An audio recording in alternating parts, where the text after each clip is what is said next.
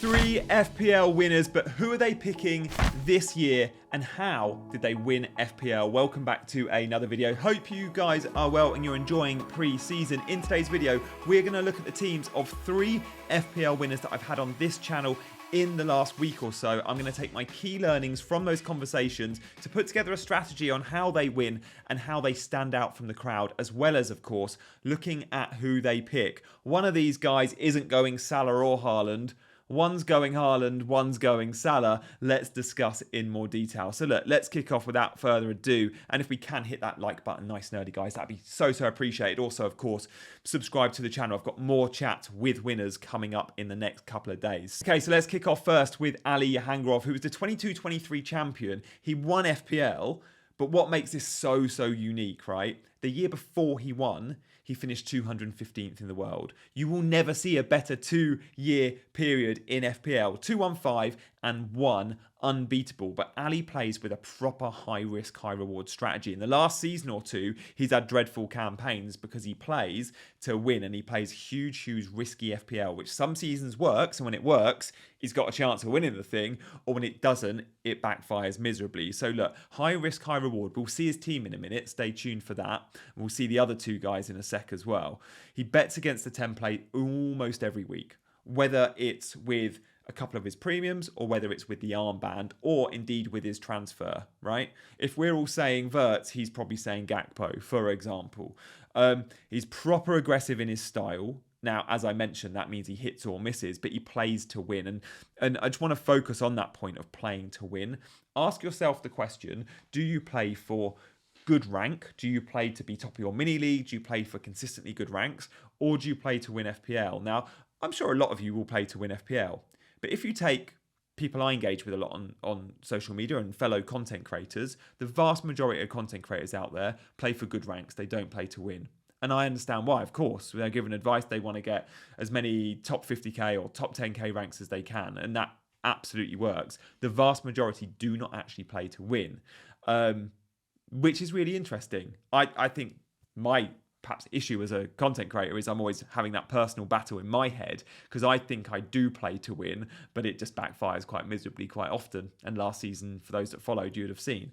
So, to win, you have to be different. You can't go to template. So what's Ali doing this season? We'll see his team, but first, he's going Haaland over Salah. He's pretty nailed on that. Now, these were all first drafts, but Ali said to me, like, I'm pretty set on this. And knowing as Ali as I do, and the year he won FPL, he was watching all my content. We were speaking on a daily basis for the last probably 6 months of the season. And since, he's in my members group, he's in the Ultras. You can join that Ultras, by the way, if you click below. Click the join button if you want to be a member. And in that WhatsApp group with Ali, there's about 30 of us. And he's a good friend of mine. I know how he manages. He's going to go Arsenal attack, Saka or Gyökeres. He's definitely going to go with a light bench, and he said he will not be using or bookmarking chips in. He won't commit to early chips. He won't commit to wildcard windows. He will be reactive rather than plan, and that is how he manages. And I think there's a lot of time. I've got a lot of time for that as well, because I think perhaps sometimes we over-manage and we over-plan. So when we look at his actual team, how's he set up? Well, straight away, I know this is going to be fairly close. This was a first draft, of course, but straight away what sticks out to me is he's got a couple of dead spots. Pivot and Redmond, he's just cared about 4.0, 4.5, don't play, don't care. This is about my 11 and having one good sub. So his sub most of the time will be like a Kudus or a Rodgers. He isn't going Salah, which means he is still covering Liverpool attack with Verts and Gakpo, and I understand completely why you'd do that. He's also backing Aston Villa to go big. So Rodgers is in that midfield, and I think he's a Rodgers fan. Haaland, he's going to back with the armband more often than not, and that will be massively backing against the template because so many weeks Salah will be the most heavily captained player. Ali won't even own him. He does have Saka. I wouldn't be surprised if he takes Saka out and goes with Gyökeres. We did this draft before Gyökeres had signed. A couple of premium defenders in there as well. Not scared of putting money in the back line, but the money is in the 11, and it's a set and forget goalkeeper. If you want to hear from Ali or any of the guys that I'm about to discuss, I'll put links to their videos at the end of this one, so you can go and watch my half-an-hour interview with them. So look, that's Ali, proper, guy after my own heart. For me, he's the best FPL player in the world because of what he did when he went 2-1-5-1. I could listen to Ali all day. Another guy that I rate so highly is the 2016-17 champion, and that is Ben Crabtree. Now, what a discussion we had. Again, we'll link it at the end. My half an hour takeaway from him was just what a huge football fan he is, and how he won FPL pretty much by watching so much football and backing his instincts. Again, he played with his gut. He didn't sweat on data. His eye test was key. He likes attacking fullbacks, and he always goes for upside with his defenders. He doesn't mind backing against the template with captaincy. Like the year he won, he kept captaining Lukaku when he played for Everton. No one captains an Everton forward. Well, Ben did, right? Ben famously doesn't pick Liverpool players, by the way, and of course he won the year before Mo Salah joined. It's quite difficult to win now you've got Mo Salah in the game. He's also looking at Villa attack. This is a consistent theme, and he does like O'Brien. So, like, that's what he'll do. We'll see his team in a sec, but straight away, like, he's someone that will identify value early on, and he'll also not be scared to go, no, I think that guy's overpriced, I'm not going to go there. He's always looking at the financial costs of players. So let's have a look who he's going for. I know he's going no Haaland. I know he's going no Salah. He's therefore able to get loads of the other expensive players in the game, like Gyökeres, right? He's able to get a stacked front line. It is a very budget backline, though, I must say. When I saw this, I was a bit like, whoa, I expected you to have expensive defenders because you don't have Mo Salah and you don't have Haaland. But no, he's still gone light. So he's looking at like a set and forget Areola. He says, just go 1.4.5 and forget about it. Again, not committing to an early chip. This is a common theme here. Budget backline with just 8 Nori and Lewis Hall in there. He does like O'Brien at Everton. He's a fan of O'Brien.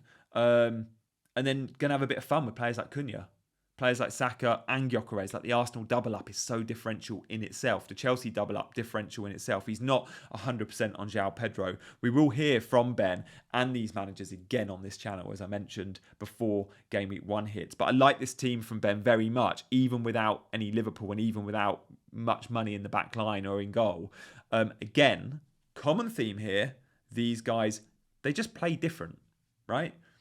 They back against the template and they have a chance of winning because they play different. If there's one thing you take from this video, it's that to win FPL, you have to play different. You have to not really be scared of FOMO. Guys, if you're enjoying this video or like this style, drop a comment if you've got any questions, but do hit that like and subscribe button. I really appreciate you taking the time to do that.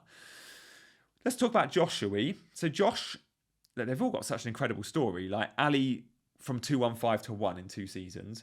Ben not picking Liverpool players and still winning FPL.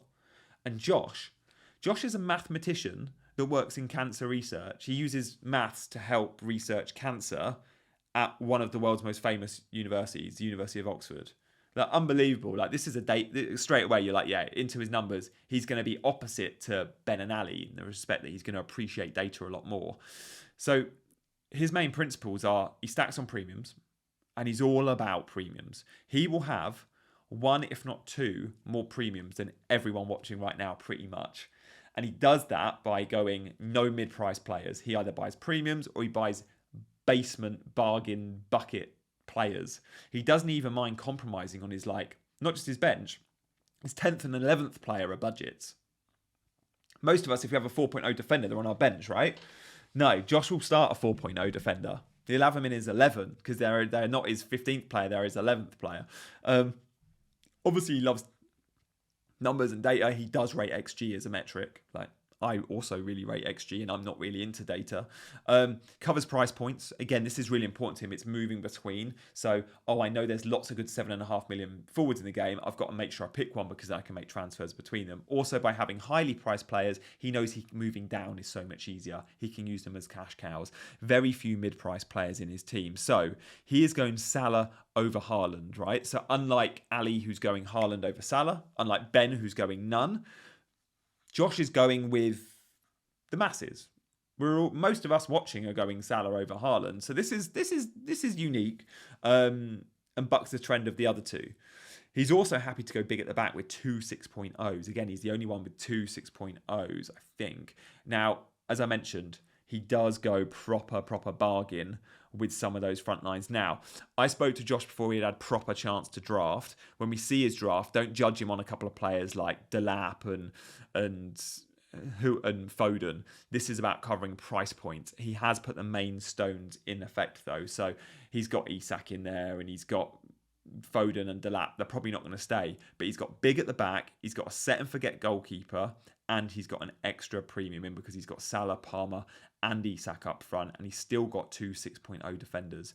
So look, the main takeaways: if we take all three of them, they all play with risk. They're all not afraid to be different, whether it's picking differentials or whether it's going with a different strategy and setup in their team, different structure. So lots of premiums, for example, but they all back against the template every now and then. Now, if you want consistently good ranks, that's not good advice. But if you want to have a chance of winning, I think it is. If you've enjoyed this video, do check out their actual interviews with me, all half an hour long. There's links to them right about now, and we'll see you very soon for another video.